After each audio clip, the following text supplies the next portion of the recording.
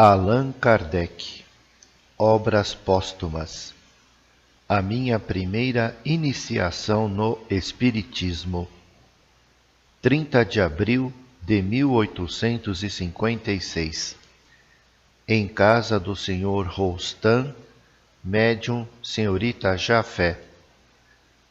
Primeira revelação da minha missão. Eu assistia desde algum tempo às sessões que se realizavam em casa do Sr. Roustan e começara aí a revisão do meu trabalho, que posteriormente formaria o Livro dos Espíritos. Veja-se a introdução.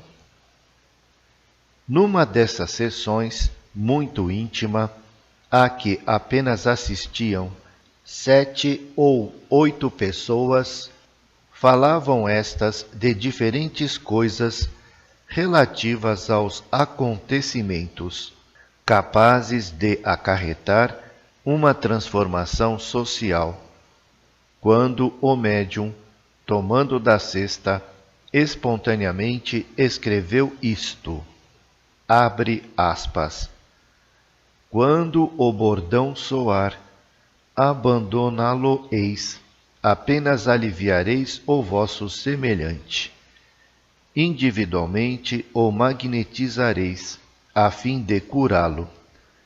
Depois, cada um no posto que lhe foi preparado, porque de tudo se fará mister, pois que tudo será destruído, ao menos temporariamente. Deixará de haver religião, e uma se fará necessária, mas verdadeira, grande, bela e digna do Criador. Seus primeiros alicerces já foram colocados. Quanto a ti, Rivaio, a tua missão é aí. Abre parênteses. Livre, a cesta se voltou rapidamente para o meu lado, como o teria feito uma pessoa que me apontasse com o dedo. Fecha parênteses. A ti, M. Reticências. A espada que não fere, porém mata, contra tudo o que é, serás tu o primeiro a vir. Ele, Rivaio, virá em segundo lugar. É o obreiro que reconstrói o que foi demolido. Fecha aspas. Nota.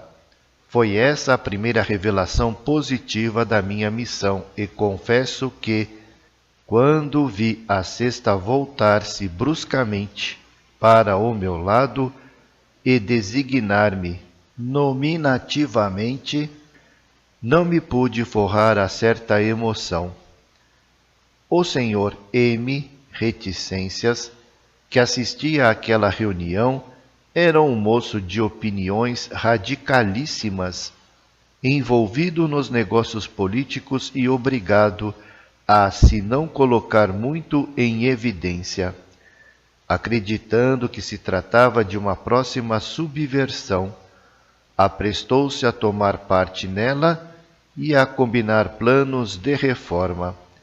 Era, aliás, homem brando e inofensivo. 7 de maio de 1856. Em casa do Sr. Roustan, médium Senhorita Jafé. Minha missão. Pergunta a Hahnemann, outro dia. Disseram-me os espíritos que eu tinha uma importante missão a cumprir e me indicaram o seu objeto. Desejaria saber se confirmas isso. Resposta.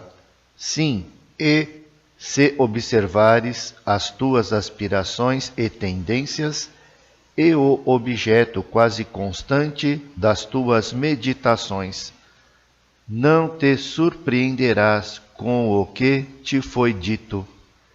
Tens que cumprir aquilo com que sonhas desde longo tempo. É preciso que nisso trabalhes ativamente para estares pronto, pois mais próximo do que pensas vem o dia. Pergunta: para desempenhar essa missão tal como a concebo, são-me necessários meios de execução que ainda não se acham ao meu alcance? Resposta: deixa que a providência faça a sua obra e serás satisfeito. Acontecimentos. Pergunta: a comunicação há dias dada faz presumir, ao que parece, acontecimentos muito graves. Poderás dar-nos algumas explicações a respeito? Resposta: não podemos precisar os fatos. O que podemos dizer é que haverá muitas ruínas e desolações, pois são chegados os tempos preditos de uma renovação da humanidade. Pergunta: quem causará essas ruínas? Será um cataclismo? Resposta: nenhum cataclismo de ordem material haverá, como o entendeis, mas flagelos de toda espécie assolarão as nações. A guerra dizimará os povos. As instituições vetustas se abismarão em ondas de sangue. Faz-se mister que o velho mundo se esboroe, para que uma nova era se abra ao progresso. Pergunta: a guerra não se circunscreverá então a uma região? Resposta: não, abrangerá a terra. Pergunta: nada, entretanto, neste momento, parece pressagiar uma tempestade próxima. Resposta: as coisas estão por fio de teia de aranha, meio partido.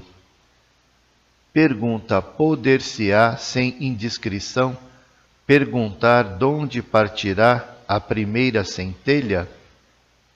Resposta: da Itália. 12 de maio de 1856. Sessão pessoal em casa do Sr. Baldin.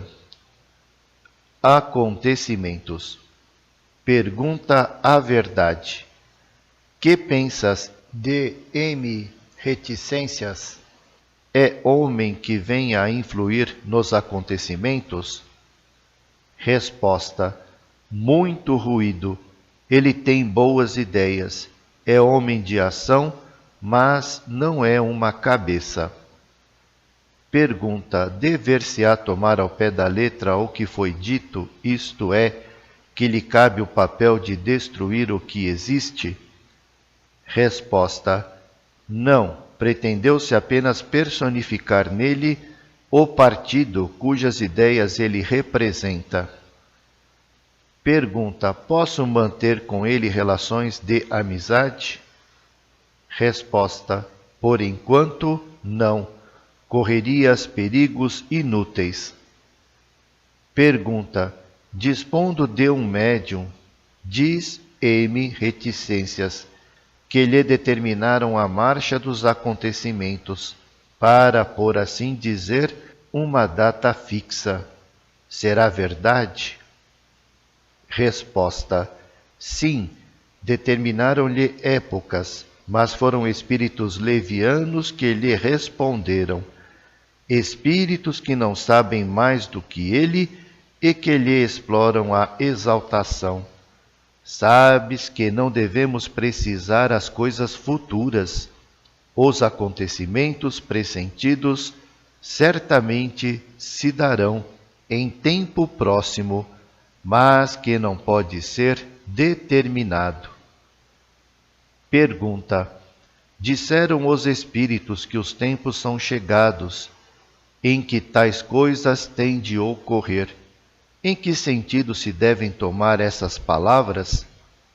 Resposta: em se tratando de coisas de tanta gravidade, que são alguns anos a mais ou a menos, elas nunca ocorrem bruscamente, como o chispar de um raio, são longamente preparadas por acontecimentos parciais, que lhes servem como de precursores, quais os rumos surdos que precedem a erupção de um vulcão. Pode-se, pois, dizer que os tempos são chegados, sem que isso signifique que as coisas sucederão amanhã. Significa unicamente que vos achais no período em que se verificarão. Pergunta: confirmas o que foi dito, isto é, que não haverá cataclismos? Resposta: sem dúvida, não tendes que temer nenhum dilúvio, nem o abrasamento do vosso planeta, nem outros fatos desse gênero, porquanto não se pode denominar cataclismos as perturbações locais que se têm produzido em todas as épocas. Apenas haverá um cataclismo de natureza moral, de que os homens serão os instrumentos.